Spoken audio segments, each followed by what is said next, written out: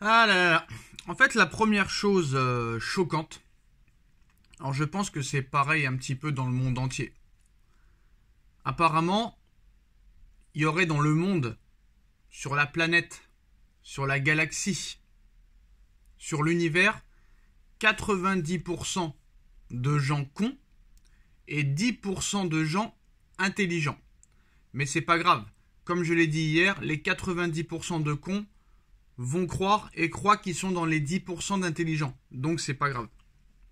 Alors déjà, même quand un média qui a une forte influence, qui a des millions d'abonnés, sort une info, il faut regarder tous les aboutissants, tous les arguments, toutes les analyses, tous les détails. Parce que même les plus grands médias se sont trompés. On se rappelle de Fabrizio Romano qui avait annoncé que Lionel Messi en 2021 allait prolonger au FC Barcelone juste avant le mois d'août. Une journée après, Lionel Messi annonçait qu'il quittait le Barça, qu'il ne prolongerait pas, et 2 jours après, il était au Paris Saint-Germain. Fabrizio Romano avait aussi annoncé que Neymar allait quitter le Barça en 2019, allait quitter le PSG, excusez-moi, en 2019 pour retourner au FC Barcelone. Qu'est-ce qui s'est passé? Neymar est resté, et à l'arrivée, Neymar a prolongé. Voilà. Il avait annoncé aussi que Messi allait prolonger au Paris Saint-Germain. Donc il y a plein de trucs comme ça. Et pourtant, Fabrizio Romano est une référence dans le monde du mercato. Et il n'y a pas que lui. Di Marzio aussi avait annoncé beaucoup de bêtises. PSG Community l'année dernière avait inventé que Mbappé irait au Real pour toucher un maximum d'argent sur Twitter, maintenant qui est X, parce qu'il faut rappeler maintenant que Twitter monétise les tweets. Et Foot Mercato, hier soir, a fait exactement la même chose.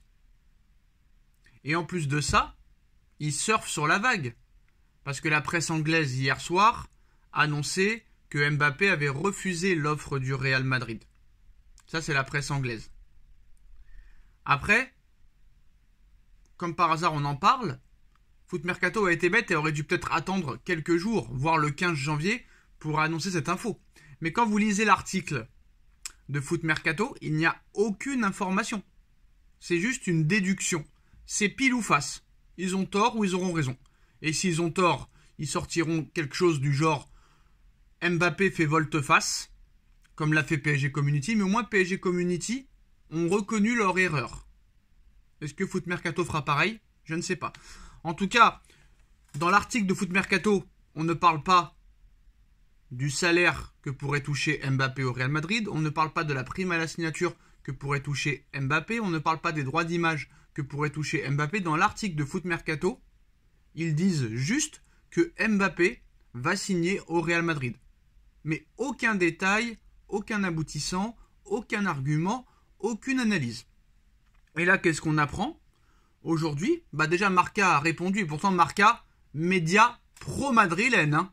Normalement, Marca aurait dû être content de l'info de Foot Mercato. Marca nous annonce qu'à l'heure actuelle, le Real Madrid n'est pas du tout pressé, qu'en fait, il n'y aurait pas d'ultimatum, et qu'en plus de ça, le Real Madrid n'a fait aucune offre à Kylian Mbappé et à son clan. On apprend aussi qu'au Paris Saint-Germain, on assure ne pas avoir été mis au courant d'une quelconque décision prise pour Kylian Mbappé.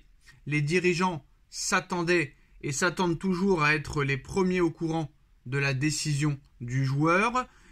Paris est très vigilant. Au club, on sent que ces remous médiatiques n'arrivent peut-être pas pour rien. Mais surtout, l'information principale, et là, c'est le clan Mbappé lui-même qui en parle, l'entourage de Kylian Mbappé qui nous dit « Il n'y a aucun accord autour de l'avenir de Kylian, d'autant qu'il n'y a pas de discussion entamée au sujet de celui-ci. Aucun type d'influence ne pourrait d'ailleurs dicter le timing de discussion, réflexion ou décision de Kylian. » Donc voilà. Donc déjà, la presse, maintenant, c'est devenu complètement n'importe quoi. Et je pense que même vous, si vous êtes assez intelligent, vous pouvez vous faire votre propre informateur. À l'arrivée, tout ça n'est que du buzz, parce que les médias ont besoin de vivre. Les médias ont besoin d'argent et les médias tentent leur coup. Il y en a qui auront eu raison, il y en a qui auront eu tort. C'est comme l'année dernière, tout le monde annonçait que Mbappé allait partir et le Parisien, quelques semaines avant que Mbappé prolonge, en 2022, le Parisien avait annoncé que Mbappé allait prolonger.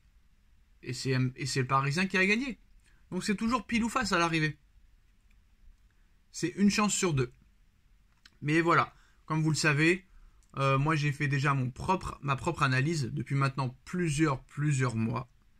Et quoi qu'il en soit, la presse pourra dire ce qu'elle veut pendant le mois de janvier, février, mars, avril, voire mai.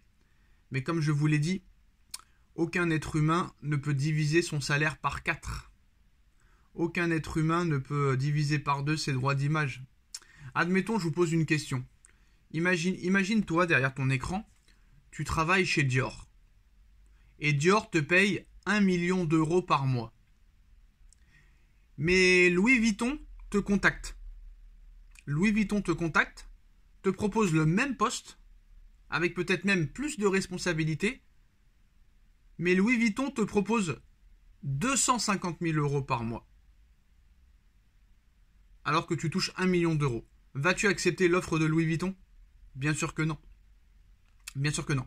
Et en plus, on vient d'apprendre de nouvelles informations sur la clause libératoire de Erling Haaland cet été. On pensait que c'était 150 millions d'euros pour les clubs étrangers et 200 millions d'euros pour les clubs anglais. Bah apparemment, ce serait 100 millions d'euros pour les clubs étrangers et 200 millions d'euros pour les clubs anglais. C'est-à-dire que Erling Haaland est peut-être disponible cadeau cet été. Erling Haaland disponible pour 100 millions d'euros.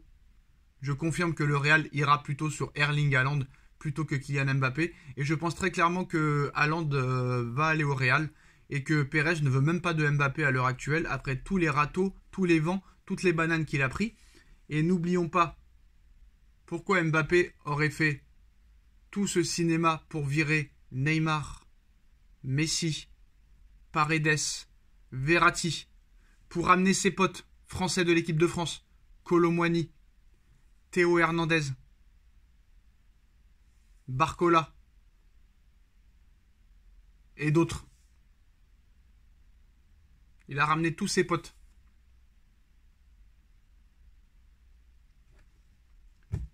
Pourquoi faire tout ce pataquès pour aller partir après ? Donc voilà, c'est n'importe quoi. Mbappé prolongera au Paris Saint-Germain. À moins vraiment qu'un autre club propose les mêmes émoluments que le Paris Saint-Germain. Mais à l'arrivée, Pérez est très intelligent.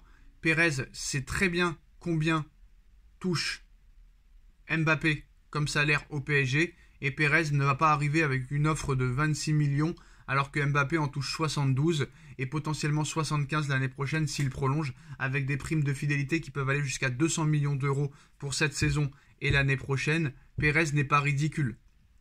Pérez n'a pas proposé à un joueur de diviser son salaire par 4, sachant que Pérez sait très bien que le joueur va refuser. Donc voilà, vous voyez toutes les informations défiler, et la preuve en est que Mbappé n'a aucun accord avec aucun autre club, et que d'ici quelques mois, Mbappé prolongera son contrat avec le Paris Saint-Germain, sûrement jusqu'en 2026 ou 2027. Voilà. Tchuss.